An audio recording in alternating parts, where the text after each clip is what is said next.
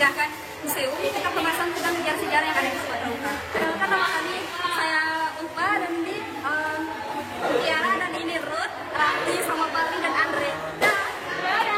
Oke guys, kembali lagi dengan saya. Di sini teman saya akan menjelaskan tentang kerajaan Hindu-Buddha. Oke, di sini saya akan menjelaskan masa kerajaan Hindu-Buddha yang berada di Sumatera Utara. Ketika di abad 9 Masehi hingga 10 Masehi, Pulau Jawa didominasi oleh Raja-Raja Wangsa Senenela yang memerintah kerajaan Mataram. Pada saat yang sama di Pulau Sumatera berkuasa kerajaan Sriwijaya. Di kota Medan telah ditemukan dua arca dewa. Yang pertama Dewa Wisnu dan yang kedua Dewi Laksmi. Berikut adalah arca Sakti Wisnu atau lebih dikenal dengan arca Dewi Laksmi. Arca ini ditemukan dalam satu konteks dengan arca Wisnu. Sakti adalah sebutan untuk istri dewa dalam agama Hindu dan Buddha. Yang kedua, teman kami akan menjelaskan tentang masa Islam di Indonesia. Nah, di masa Islam di Indonesia ini sejumlah bukti tertulis maupun arkeologis adalah bahan acuan bagi kehadiran Islam di Nusantara. Jadi walaupun bukti kehadiran Islam tertua di Nusantara terwakil oleh satu nisan bertarik 457 Hijriah bernama Fatimah binti Maimun. Namun sejumlah pakar sejarah yakin bahwa Islam hadir di Nusantara itu didasarkan pada penyebutan kafir dalam Al-Quran yang diturunkan Allah SWT kepada Muhammad SAW pada abad ke-7 Masehi.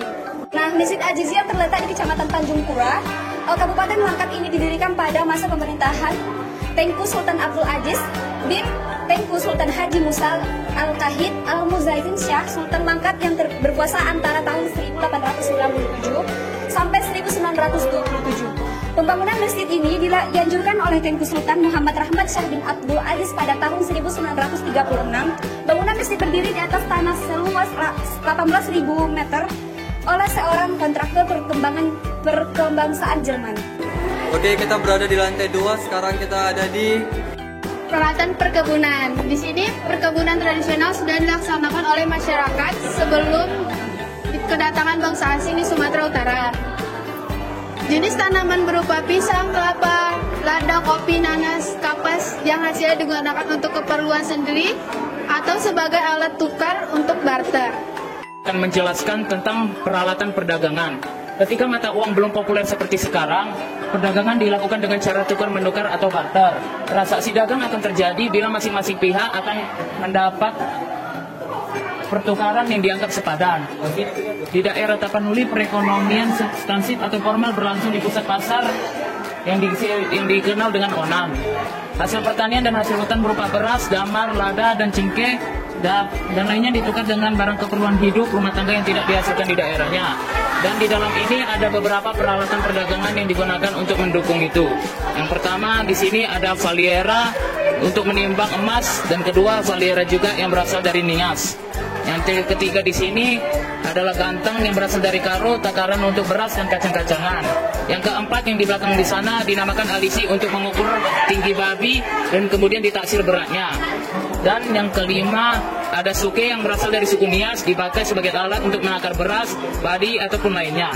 Yang di sebelah kiri ada soluk yang berasal dari suku Pakpak, alat untuk mengukur beras dan kacang-kacangan. Yang ketujuh adalah gantang yang berasal dari suku Nias juga. Di sini ada, dan kedelapan ada valiera yang berasal dari suku Nias. Berbeda dengan valiera nomor 1 dan nomor 2, wadah ini yang terbuat dari jalinan rotan yang dihubungkan dengan tali lalu disangkutkan kepada kayu yang bermotif-motif digunakan untuk menimbang sayuran. Dan yang terakhir ada 9 yaitu timbangan yang ada di sini. Tidak dijelaskan berasal dari suku mana. Jadi inilah penjelasan singkat tentang peralatan perdagangan. Terima kasih. Selanjutnya saya akan menjelaskan tentang peralatan rumah tangga. Peralatan rumah tangga merupakan perangkat penting bagi kehidupan manusia, baik digunakan sehari-hari maupun di upacara. Pada masyarakat tradisional, umumnya benda perlengkapan rumah tangga terbuat dari kayu, bambu, rotan, tanah liat, daun pandan, dan logam.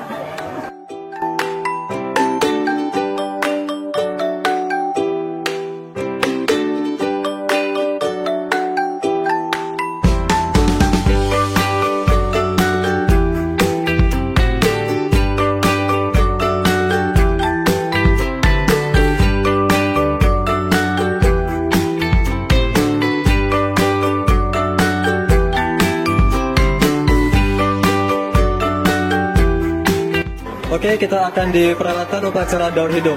Upacara ini akan berada di Sumatera Utara, yaitu suku Melayu, Batak, Simalungun, Karo, dan Sibolga. Adapun upacara daur hidupnya adalah kematian, perkawinan dewasa, dan kelahiran masa bayi.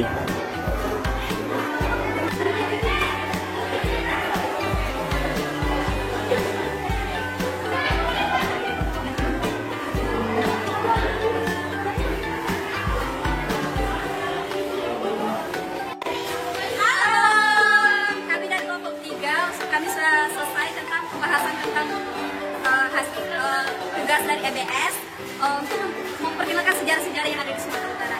Thank you. Bye.